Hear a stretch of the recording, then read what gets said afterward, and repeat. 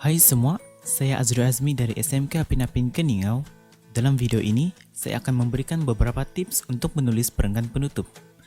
Perenggan penutup ialah perenggan yang sama penting dengan perenggan lain. Perenggan penutup merumuskan isu yang dibincangkan dalam perenggan isi, dan panjang perenggan penutup hendaklah sama dengan pendahuluan, tapi tidak melebihi panjang perenggan isi.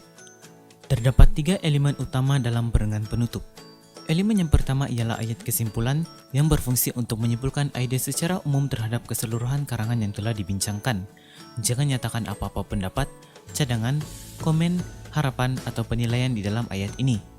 Elemen yang seterusnya ialah ayat cadangan yang terbahagi kepada dua, yaitu ayat cadangan umum dan ayat cadangan khusus.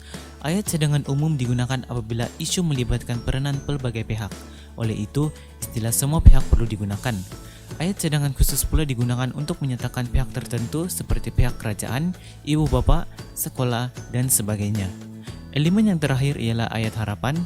Ayat harapan merupakan ayat yang diungkapkan untuk menyatakan harapan penulis.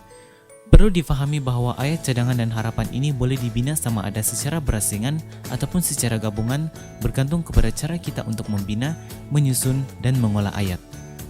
Baiklah, mari kita lihat contoh soalan. Amalan gaya hidup sehat amat penting dalam menjamin kualiti hidup yang lebih bermakna. Uraikan cara-cara untuk mengamalkan gaya hidup sehat. Kita terus ke contoh perenggan penutup berdasarkan soalan tadi. Kita lihat ayat pertama dalam perenggan penutup ini, yaitu ayat kesimpulan. Dalam ayat kesimpulan ini ada menyentuh tentang kesimpulan secara umum penulis terhadap isu yang dibincangkan tanpa menyatakan pendapat.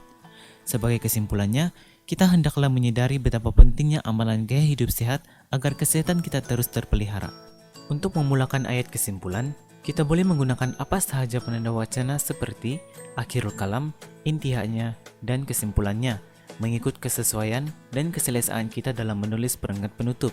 Yang penting, elakkan daripada membuat kesilapan ejaan jika menggunakan istilah yang sedikit sukar. Seterusnya, kita lihat pula contoh ayat cadangan yang didahului dengan ayat cadangan umum. Semua pihak sepatutnya mengambil langkah proaktif dalam menjaga kesehatan karena mencegah lebih baik daripada mengobati. Kemudian, diikuti dengan ayat cadangan khusus. Sikap beringat sebelum kena perlu diterapkan dalam diri masing-masing karena petikan hadis yaitu, jagalah masa sehat kamu sebelum datang masa sakit. Sudah memberi amaran kepada kita agar menjaga kesehatan sebelum mendapat sebarang penyakit. Dalam pada itu, ibu bapa perlu menerapkan kepentingan menjaga kesehatan kepada anak-anak mereka sejak kecil lagi karena melentur bulu biarlah dari lebungnya. Pihak kerajaan khususnya melalui peranan media massa juga perlu lebih bertanggung jawab untuk menyebarkan info-info berkaitan kesehatan dalam berbagai medium komunikasi yang terdapat di negara kita agar kesadaran tentang kepentingan amalan gaya hidup sehat dapat disebarkan kepada masyarakat secara menyeluruh. Jika kita teliti ayat yang diberikan, ayat cadangan tersebut digabungkan dengan ayat harapan bagi melengkapkan idea, dan ayat tersebut boleh dikesan dengan kehadiran kata hubung seperti agar, kerana, atau supaya. Kita beralih ke ayat yang terakhir, yaitu ayat harapan. Diharapkan agar kita janganlah bersikap sudah terhantuk baru nak terngada, dalam hal ini karena sesal dahulu pendapatan, sesal kemudian tidak berguna. Dengan adanya usaha mulia semua pihak, nescaya negara kita dapat melahirkan masyarakat sehat dan seterusnya membawa negara kita ke tahap yang lebih tinggi sesuai dengan slogan rakyat sehat, negara maju. Sebagaimana yang sudah dinyatakan sebelum ini, ayat harapan juga boleh saja berdiri atau dibina sebagai ayat yang berasingan, namun biasanya tetap dilengkapkan dengan ayat cadangan.